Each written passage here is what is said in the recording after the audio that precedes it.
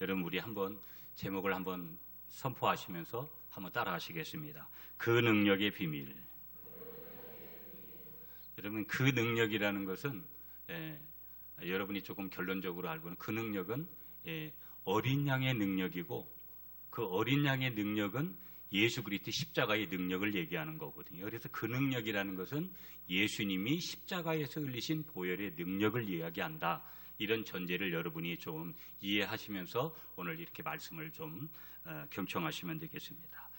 여러분 우리 인체는 우리 사람은 3분법으로 나눌 때는 영과 혼과 육으로, 2분법으로 나눌 때는 영혼과 육으로 구분이 되어 있는 거예요. 이건 전인적으로 아주 밀접한 관계를 우리가 가지고 있는 것이죠. 보면 인체에 여러분 건강에 다 관심들이 참 많이 있잖아요. 그 인체에 여러 가지 가족력이라는 게 있어요. 어느 집은 원래부터 위가 안 좋고, 어느 집은 또 폐가 안 좋고, 어느 집은 간이 안 좋고. 인체가 중요하지 않은 것이 한 군데도 없습니다. 어떤 것은 없어도 살 수도 있지만 심장 같은 경우는 하나뿐이 없어서 없으면 당연히 살 수가 없는 것이죠. 심장을 뛰게 하는 것뿐만 해가지고 우리에게 있어서 중요한 게 여러분 이 혈관인데, 다시 말하면 그 혈관을 통해서 통과하는 것은 피잖아요. 그런데 설교를 준비하면서 어떤 그 인터넷 자료를 조금 이렇게 조사해 보니까 우리 인체의 혈관의 길이가 얼마쯤 되느냐, 약 한 10만 킬로 정도가 된다고 그렇게 통계가 나와 있더라고요. 그러면 혈관의 길이가 10만 킬로라는 것은 우리가 전제가 뭐냐, 혈관이 그만큼 우리 인체에서 중요한 거고, 더 정확하게 말씀드리면 그 혈관을 통해서 흐르고 있는 피가 우리에게 있어서 얼마나 중요한 것이냐 하는 전제를 우리에게 말씀하고 있는 거예요.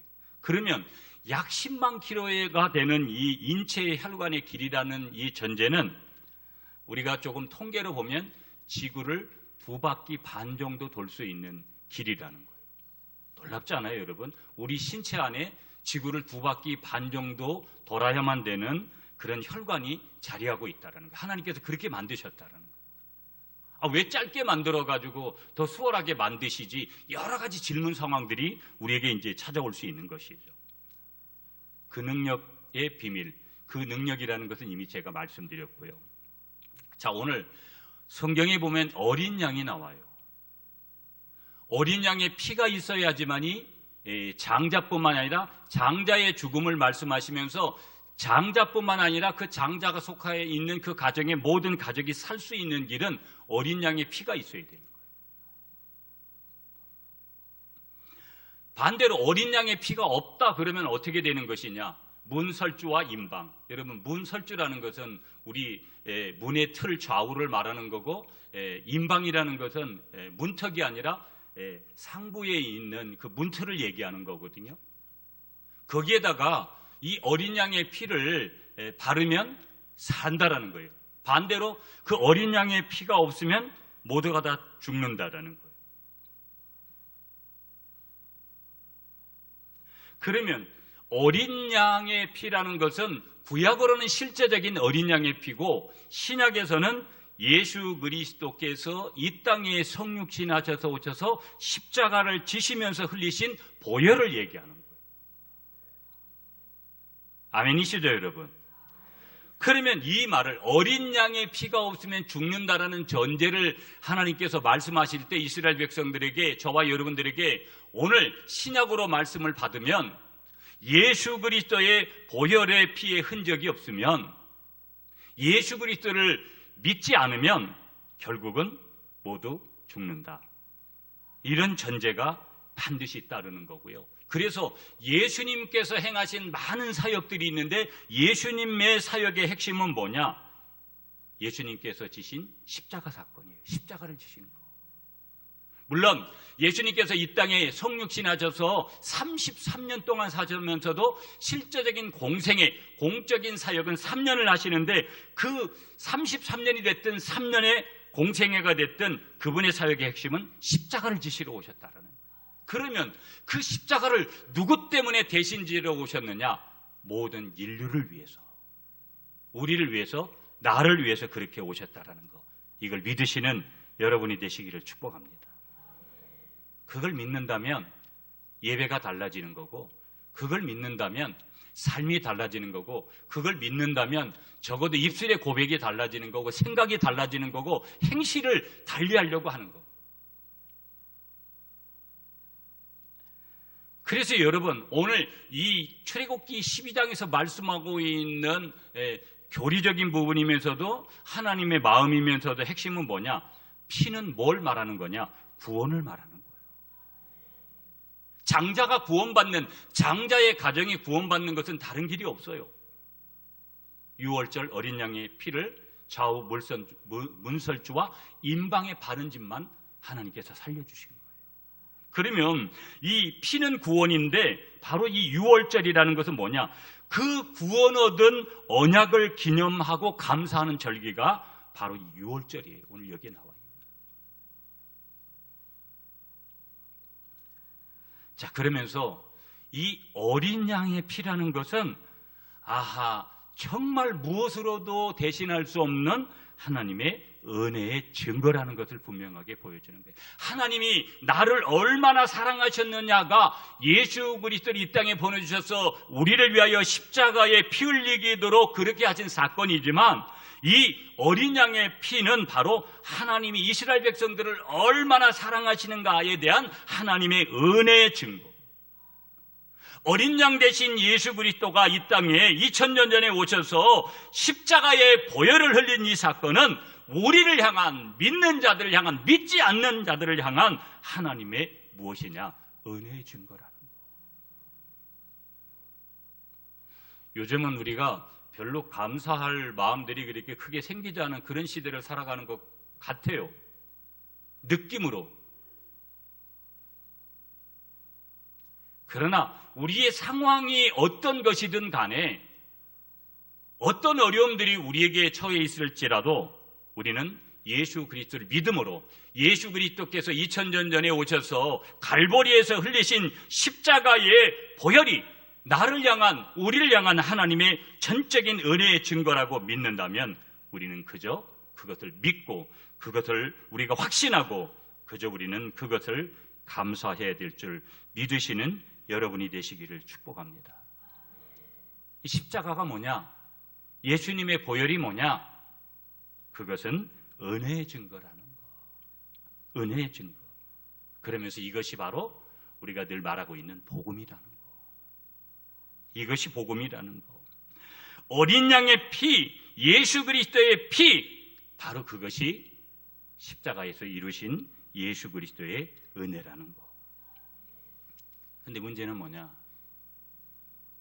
오늘 우리 한국교회는 그럼에도 불구하고 중요한 기로에 지금 서서 아주 어찌 보면 어려운 시간들을 이렇게 깊이 지나고 있는데, 여러 가지를 뒤돌아보면서 내일을 준비하면서 그렇게 가야 되는데, 놀라운 사실 하나, 부정적인 단어 하나를 우리가 붙들고 확인하고 가야 될 게 뭐냐? 사람들은 그런 은혜를 감사하고 확신하고 감격하고 그렇게 전하는 삶보다는 실증을 훨씬 더 많이 느낀다라는 거예요. 이 코로나 이 시대에 믿는 자들에게 하나님이 더 크게 보여주시는 그런 은혜들이 우리에게 있어야 되는데, 어찌 보면 우리 구미 갈릴리 교회도 올 한 해 처음부터 올 한 해가 매우 중요했고, 이 하나님의 교회가 더 평안히 든든히 서갈 수 있는 결정적인 한 해였는데, 지난 주간에 캄보디아에서 사역하시는 제가 직접 갔었던 그 선교사님하고 이제 캄보디아에 들어가신다 그래서 식사를 한번 하고 그 다음에 여러 사람들하고 같이 올리는 자리여서 이야기를 했어요. 그분이 이런 얘기를 전해주더구만요. 울산에 있는 어떤 교회에서 들은 내용인데, 그 교회는 헌금이 훨씬 더 많이 나온대요.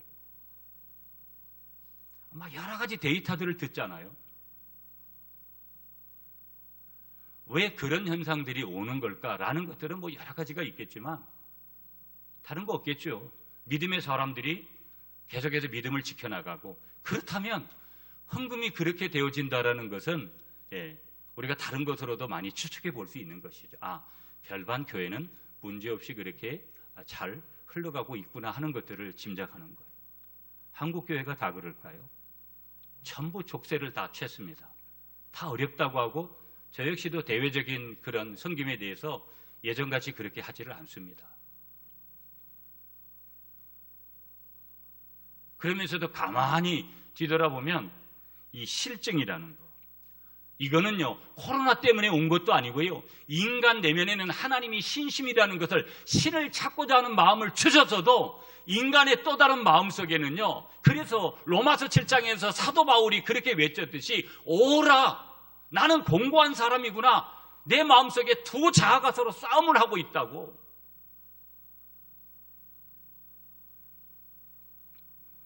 인간에 숨겨진 그 마음속에 하나님을 참으로 아름답게 섬기고자 하는 십자가의 고백도 있지만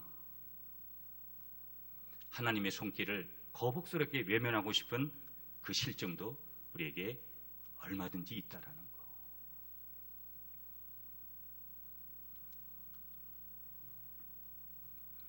예수 그리스도의 보혈의 피, 유월절의 피, 이 피.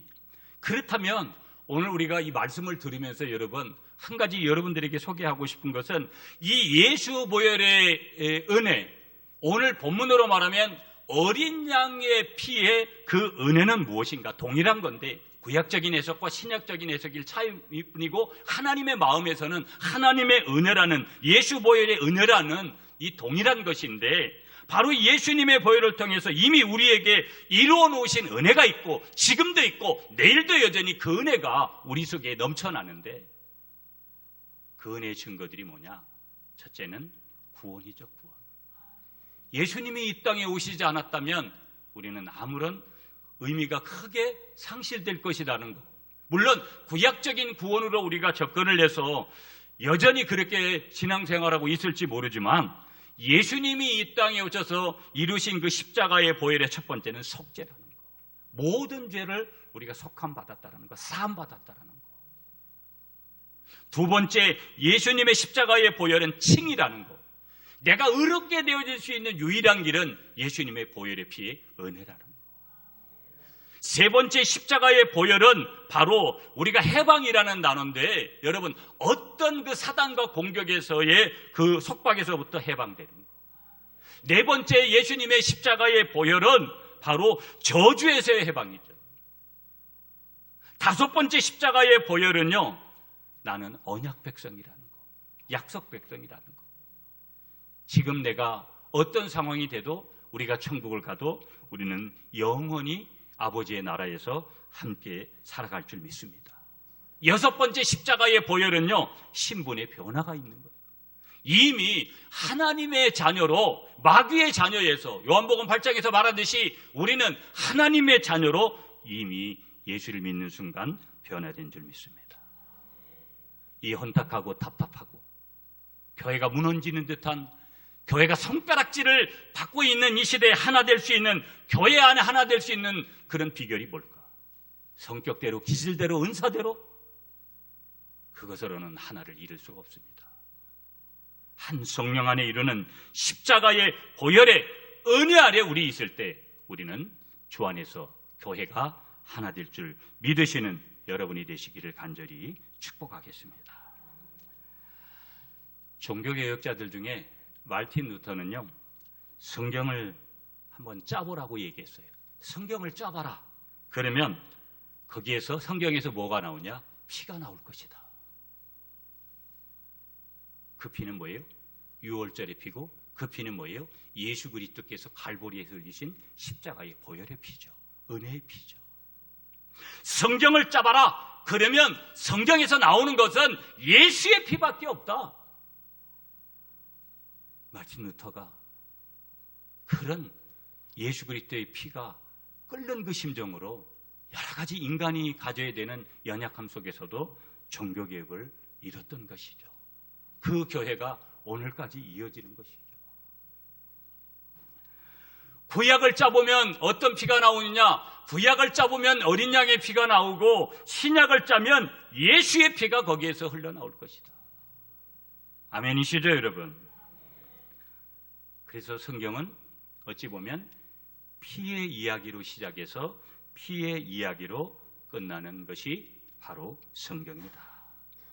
우리가 잘 아는 대로 창세기가 첫 번째 책이라면 성경의 마지막 책은 요한계시록인데요. 요한계시록 7장 14절 말씀에 가보면 마지막 환란에서 구원 얻는 백성들이 나오는데 이와 같이 말씀을 주시고 있어요. 이는 큰 환란에서 나오는 자들인데 어린 양의 피에 그 옷을 씻어 희게 하였느니라. 여기 어린 양의 피가 뭐겠어요? 예수의 피죠. 그 예수의 피에 그 옷을 씻어 희게 되어졌더라. 어린 양의 피에 그 옷을 씻어 희게 되어졌더라. 마지막 날에 이 피로 씻김 받은 자들만이 무엇을 얻는다라는 거예요? 구약에서도 그랬고 신약에서도 그랬고 마지막 날에도 이 피로 씻김 받는 사람만이 구원을 받는다 이 말이에요. 여러분, 한국교회는 구원을 넣기 쉽게 이야기한 것 같아요. 정말 요즘은 너무 가슴이 아파요. 제가 어제도 여러 식구들 이렇게 전화하면서 전화도 아예 안 받아요. 또 전화를 받아도 그래도 목사인 저는 이 전화를 받으면 참 기쁜 마음으로 이렇게 받는 사람도 있고, 전화를 하면 아주 귀찮아하는 듯한 느낌들이 오는 성도들이 있고, 그 말은 뭐냐? 이미 포커스가 세상에 아주 딱을 똘똘 그냥 이렇게 모든 포커스가 가 있는 거예요. 죄송한 얘기지만 그런 분들이 구원을 선물로 받았겠나? 매우 조심스러운 질문을 안 해볼 수가 없는 거예요. 그럼 저나 여러분들은 어떠나?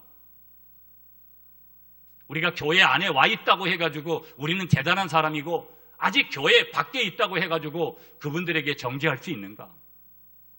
우리의 자신들을 좀 깊이 돌아봐야 되고, 예수의 피만이, 6월절에 어린 양의 피만이 구원을 이룰 수 있는 유일한 증거라는 것 다시 한번 선포하시고 믿으시는 여러분이 되시기를 축복합니다. 성경은 그래서 여러분 피의 책이라는 거. 기독교는 어떤 종교냐? 피의 종교입니다. 아무리 다양한 교회가 있고 아무리 그래도 예수님이 2000년 전에 이 땅에 인간의 몸을 성육신하셔서 피 흘림의 사건이, 십자가의 사건이 없다면, 기독교가 이 십자가를 빼고 말한다면 기독교라고 말할 수 없는 거예요. 내가 신앙생활 하는데 여러분 적어도 코로나 때문이 아니라 앞으로도 더 많은 예상하지도 못하는 일들이 우리에게 올 건데, 왜?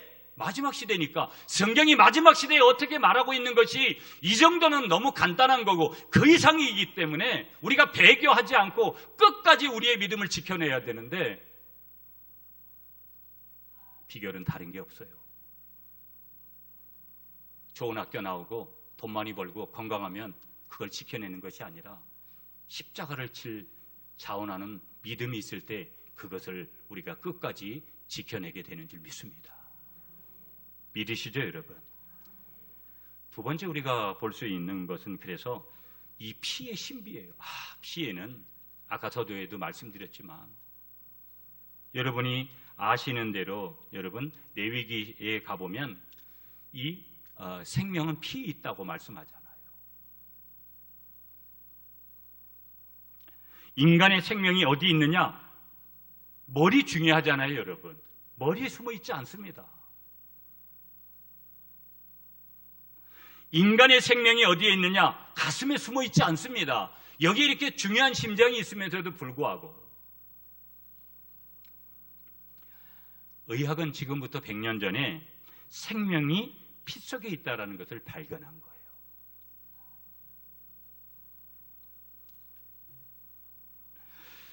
좀 전에 말씀드린 대로 레위기에서 보니까 육체의 생명은 피에 있습니다. 레위기 17장 11절에 분명히 말씀하고 있는 거예요.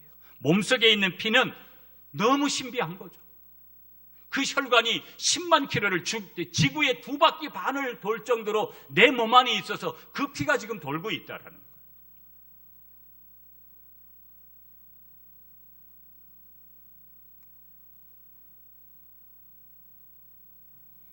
과학이 여러분, 정말 과학이 이렇게 발전된 시대에 사니까 얼마나 우리가 윤택하고, 저 같은 경우는 솔직히 좀 싫어요. 무슨 폰이든지 자료든지 약간은 너무 많은 변화 속에 그걸 다 쫓아가야 되잖아요.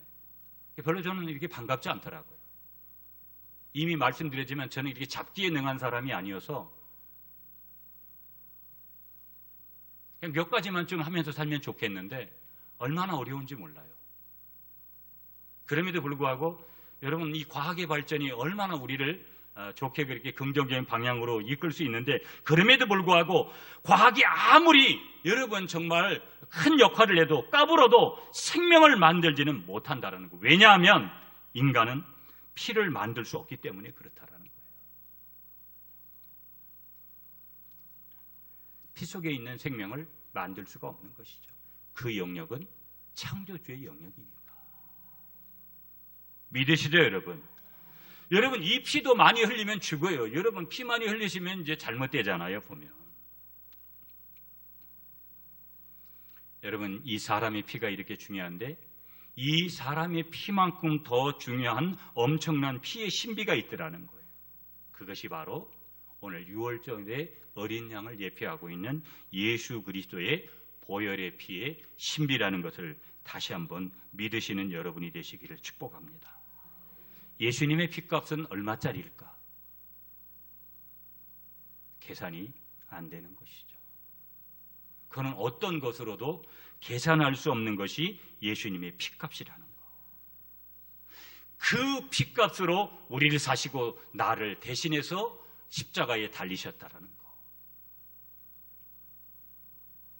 그것을 깊이 깨달으면 자기의 생명까지도 그분을 위해서 내어놓을 결단과 각오들이 서는 거고, 실제 그 길로 갔던 것이죠. 많은 믿음의 사람들이. 피의 신비. 자, 세 번째, 오늘 본문으로 돌아가야 돼요. 유월절 어린 양의 피를 좀 봐야 돼요. 자, 오늘 본문에 보시면 여러분이 잘 아는 대로 오늘 본문 출애굽기 12장은요 하나님의 10가지 재앙, 출애굽하는 과정에서 이스라엘 백성들이 10가지 재앙 중에서 마지막 재앙이에요. 그 마지막 재앙이 뭐냐? 장자의 죽음 재앙인데, 이날 애굽의 모든 장자는 죽었고 이스라엘은 구원을 받았다는 거예요. 한쪽은 죽고 한쪽은 살았어요. 그 비결이 뭐냐? 다른 거 아무것도 없어요. 조건이 뭐냐? 다른 조건 아무것도 없어요. 어린 양의 피를 문설주와 임방에 바른 사람은 살았고, 그것이 없는 사람은 죽었어요. 조건은 어린 양의 피. 구약에서 지금 이스라엘 백성들이 출애굽하는데 그 장자의 죽음 앞에서 모두 죽을 수밖에 없었는데, 애굽의 모든 사람들은 죽었는데, 하나님의 선민이기 때문에 사는 것이 아니라 어린 양의 피를 문설주와 임방에 바른 사람들은 다 살게 되어졌다라는 것을 다시 한번 믿으시는 여러분이 되시기를 축복하겠습니다. 중요한 핵심, 여러분이 여기서 붙들어야 될 중요한 핵심은 뭐냐? 그 어린 양의 고기를 먹기 전에 그 피를 문설주에 뿌려야 했다라는 거. 여러분, 오늘 본문 7절 말씀 여러분이 한번 읽어주세요. 7절 말씀 시작.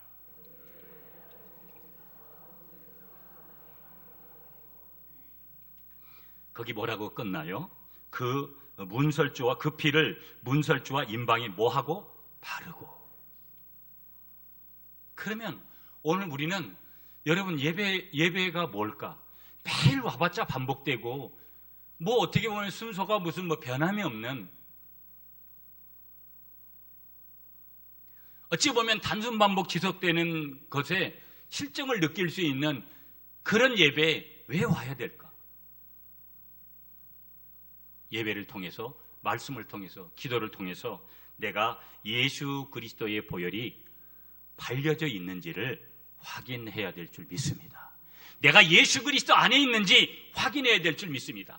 내가 예수 그리스도를 믿는 믿음이 분명한지 예배를 통해서, 말씀을 통해서, 기도를 통해서, 찬양을 통해서 우리는 확인해야 될 줄 믿습니다.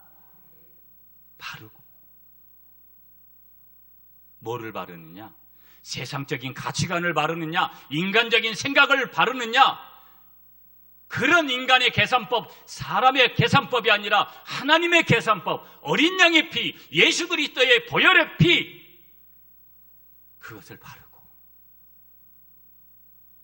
무언가 발려지지 않은 것 같으면 더 바를 수 있는 그런 예배를 통해서, 말씀을 통해서, 은혜를 통해서 그렇게 나아가는 그런 신앙의 우리의 모습들이 그것에 있어야 된다라는 거. 그 피를 문설주에 뿌리고 바르고. 왜? 하나님의 심판이 있기 때문에. 자, 그렇다면 이게 무슨 뜻일까? 이스라엘 백성이 이집트의 노예의 사슬에서 해방되기 위해서는 어린 양의 희생제물이 필요하듯이 우리가 붙들어야 될 한 가지, 오늘 우리는 신약시대를 살아가고 있기 때문에 구약도 우리가 봐야 될, 구약의 거울을 통해서 주시는 하나님의 메시지도 붙들어야 되지만 신약시대를 살아가는 우리들에게는 오늘 이렇게 어린 양의 희생제물이 필요했듯이 저와 여러분들 신약시대를 살아가고 있는 모든 하나님의 사람도 죄와 죽음과 심판의 노예 사슬에서 해방되기 위한 조건이 뭐냐? 어린 양 대신 예수 그리스도의 피가 필요한 줄 믿으시는 여러분이 되시기를 축복합니다.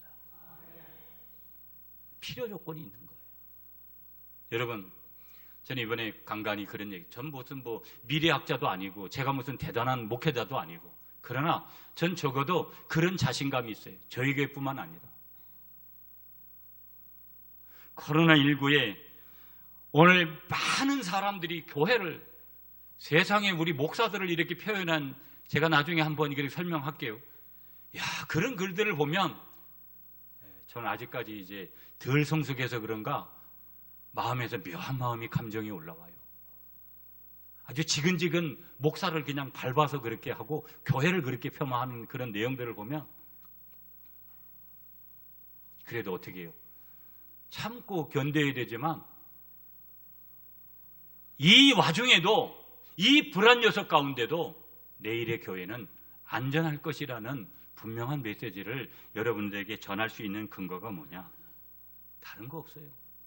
모든 인간은 하나님이 만들 때 복음을 필요하고 예수 그리스도의 보혈을 필요하도록 만들었어요. 교회 안 나올 것 같죠? 예수 안 찾을 것 같죠? 복음 안 찾을 것 같죠? 지금도 많은 사람들이요, 정신없이 방황합니다. 지금 교회 안에도 제가 보면 무슨 지금 이단들이 얼마나 여러분 설치는 줄 아시죠?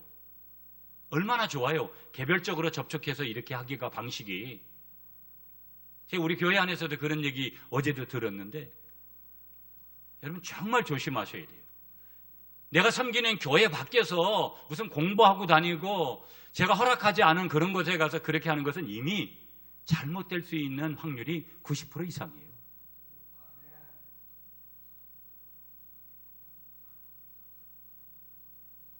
저는 교회가 계속해서 생명력을 유지할 수 있는 비결은 다른 거 없는 거예요. 예수 그리스도의 보혈, 모든 사람이 복음을 필요하기 때문이라는 거.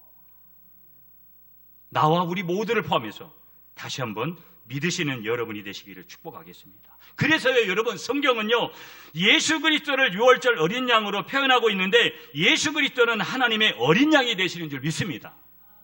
그래서 요한계시록에 보면은요, 자주 예수님에 대해서 뭐라고 표현하느냐? 요한계시록에 보좌의 어린 양, 이렇게 표현해요. 보좌의 어린 양.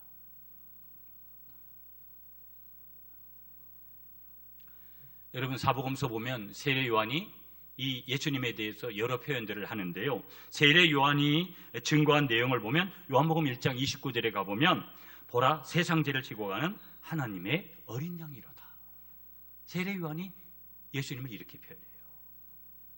이사야서 보면 이사야 53장 7절에 보면 이사야 선지자는요, 그가 곤욕을 당하여 괴로울 때에도 그 입을 열지 아니하였으며 마치 도수장으로 끌려가는 어린 양과 털 깎는 자 앞에서 잠잠한 양같이 그 입을 열지 아니하였도다. 예수님을 어린 양으로. 그래서 구약에 말하고 있는 어린 양은 예수님이구나, 성경을 읽을 때 우리가 그렇게 볼 수 있는 거예요. 아, 그리고 그 어린 양의 피, 예수 그리스도의 십자가의 보혈의 피는 구원을 의미하는구나. 그 피로 내가 구원을 받았구나. 여러분, 5절 읽지 않겠어요? 시간 관계에서 5절에 보면 유월절 어린 양은 흠없고 점없는 양이어야 된다라는 거예요. 여러분, 점이라는 것은 우리 이렇게 점 같은 것도 여러분 선천적으로, 유전적으로 그렇게 나올 수 있어요. 그런데 흠이 있다, 이런 것은 후천적인 요소가 있는 거예요. 그렇다면 무슨 얘기냐?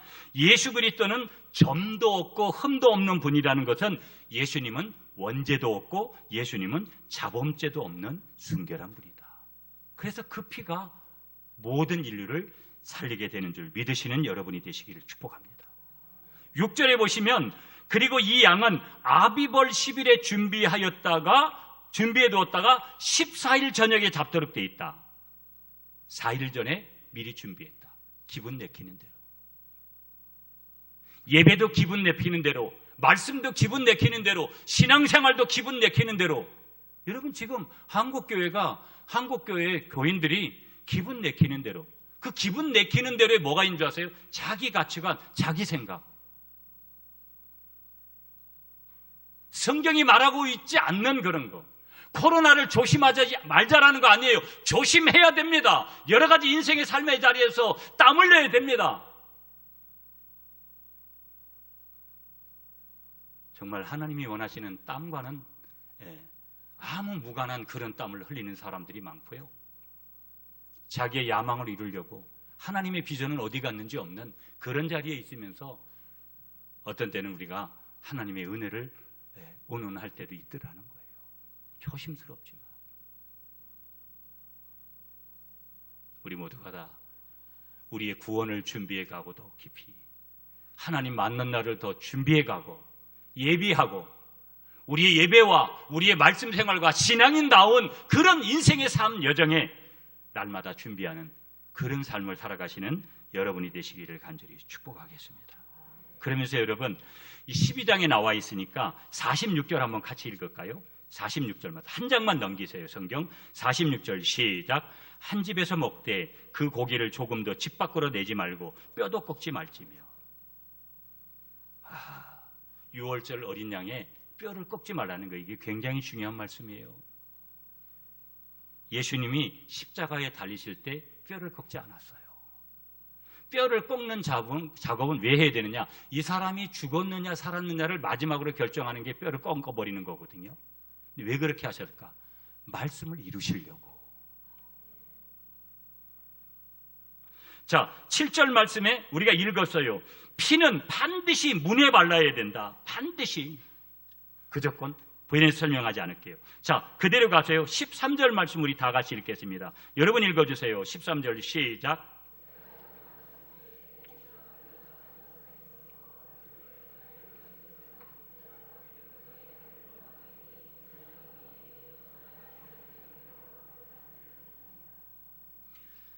여러분 영적인 조건 중요한 말씀을 하나 주세요.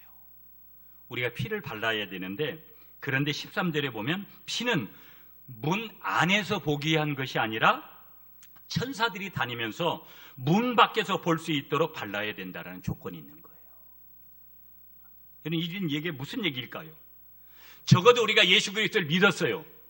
우리는 완벽하지 못해요, 여러분. 어떤 사람도. 늘 저는 그런 얘기해요. 믿음의 대상은 주님이시고 아버지시고, 우리 사람은 그저 사랑하는 거예요. 부부간에도 사랑하려고 하고, 우리가 무슨 교회들 간에도 사랑하려고 하고.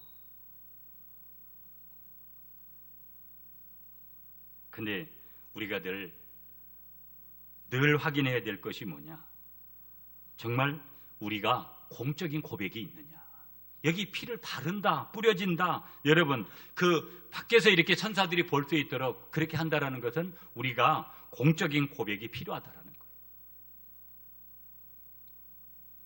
성경은 내가 만일 내 입으로 예수를 주로 시인하며 또 하나님께서 그를 죽은 자 가운데서 살리실 것을 내 마음에 믿으면 구원을 얻으리니 사람이 마음으로 믿어 의에 이르고 입으로 시인하여 구원에 이르느니라. 여러분 잘 아시는 대로 로마서 10장 9절 10절 말씀이에요. 마태복음 10장 32절 33절 말씀, 누구든지 사람 앞에서 나를 시인하면 나도 하늘에 계신 내 아버지 앞에서 저를 시인할 것이요, 누구든지 사람 앞에서 나를 부인하면 나도 하늘에 계신 내 아버지 앞에서 저를 부인하리라.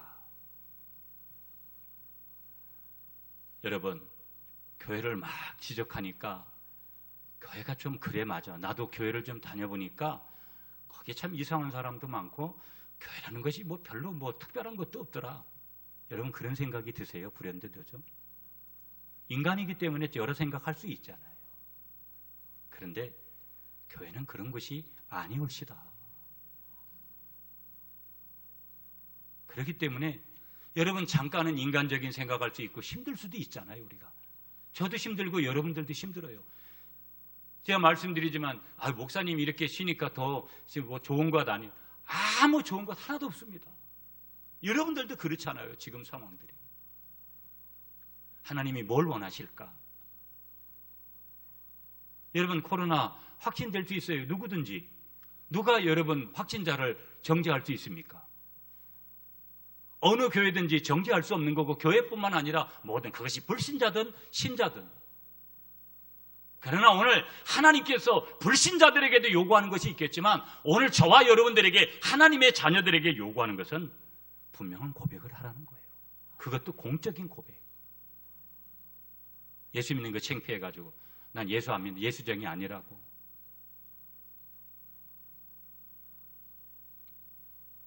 하나님이 그걸 원하신다라는 거. 아멘이시죠 여러분? 자 22절에 가보시면 아무리 피를 발라도 해도 피는 문 안에 있는 자에게만 유효하다라는 거. 이게 놀라운 법이에요. 여러분 피는 밖에 발라야 돼요 전제가. 그런데 유효한 것은 그 피를 바른 안에 있는 사람에게만 피의 능력, 피의 효력은 그 안에 있는 사람에게만 적용된다는 거예요. 저는 요즘도 그런 은혜들이 많이 느껴질 때마다 그래도 위로가 돼요. 정말 내가 주 안에 있다라는 것이. 우리 아들하고 얼마 전에 우리 아들도 아직까지 이 부르심에 대해서 이렇게 제가 많이 권면했고 그러면서 순종해 가면서도 아빠 옆으로 좀 갔다가 이렇게 가면 안 되냐고 그런 소리도 하고 그랬는데 제가 그런 얘기 했어요. 우리 가족을 너와 나를 이렇게 구원의 백성으로 삼아준 거 얼마나 감사하냐. 그리고 너와 나를 목회자로 이렇게 부르신 게 얼마나 감사하자. 정말 열심히 하자.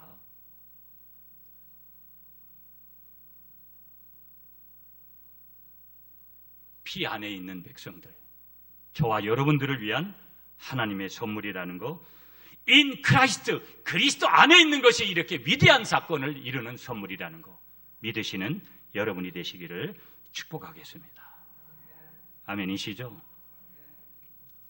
자, 13절을 다시 볼게요. 13절을 보시면 내가 애굽 땅을 칠 때 그 피가 너희의 거하는 집에 있어서 너희를 위하여 표적이 될지라. 내가 그 피를 볼 때 너희를 넘어가리니 재앙이 너희에게 내려 멸하지 아니하리라. 여러분, 홍수 심판을 하나님이 창세기에 하셨어요. 그런데 노아가 막 방주를 열 때 사람들이 비웃었잖아요. 제가 아까 어떤 사람들이 막 목사를, 교인들을 비웃는다고 조금 감정도 일어난다고 말하지만 괜찮아요. 무엇을 어떻게 교회를 향해서 해도 괜찮아요. 교회는 항상 이것보다도 더한 핍박을 받으면서 여기까지 왔기 때문에. 그러나 분명한 팩트는 뭐냐?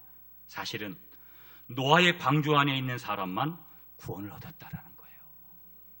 이걸 반드시 오늘 우리가 전해야 될 사명이 있는 줄 믿습니다. 여리고성이 무너질 때요, 여리고성이 무너질 때 붉은 들이 드리워진 라합의 집 안에 있는 사람만 구원을 얻었다라는 거예요. 누가 뭐래도 예수 그리스도께서 흘리신 보혈로 영생을 얻습니다. 구원을 얻습니다.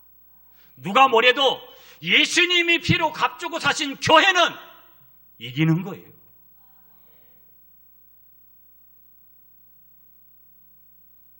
가정이 소중합니다. 여러분, 나라가 소중합니다. 직장도 소중합니다. 자녀도 소중합니다. 그러나 그 위에 하나님과 나와의 관계성에 주어지는 구원이 있다라는 거예요. 그러므로 말씀을 맺기 전에 한 가지 전제. 이 어린 양의 보혈의 능력을 우리가 아는가? 다시 말하면 예수님의 보혈의 능력을 저와 여러분들이 분명히 믿어야 될 줄 믿습니다. 그래서 이사야 선지자는요, 그가 찔림은 우리의 허물을 인함이요 그가 상함은 우리의 죄악의 인함이라. 그가 징계를 받음으로 우리가 평화를 누리고 그가 채찍에 받음으로 우리가 나음을 입었도다.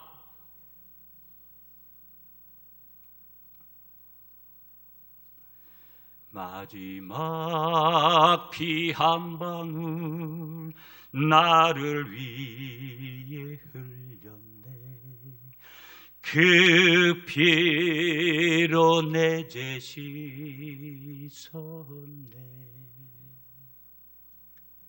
아멘이시죠, 여러분? 보혈을 지나 하나님 품으로 존귀한 주보혈이 내 영을 새롭게 하네. 존귀한 주보혈이 내 영을 새롭게 하네. 말씀을 이렇게 정리할게요, 여러분. 이 피의 권세가 바로 우리의 권세고 나에게 선물로 주신 권세인 줄 붙드시고 믿으시는 여러분이 되시기를 축복합니다. 이 권세이기 때문에 이 보혈은 능력인데 이 보혈의 능력이 바로 우리의 능력이요 나의 능력이라는 거. 눈에 보이는 것은 정말 힘들고 어렵고 그런 환경이 빨리 끝나기를 바라지만 내일은 어떻게 될지를 모르겠어요. 그러나 우리가 희망을 가지지만 어떤 상황에서도 주의 보혈 능력이 있도다. 주의 피 믿어.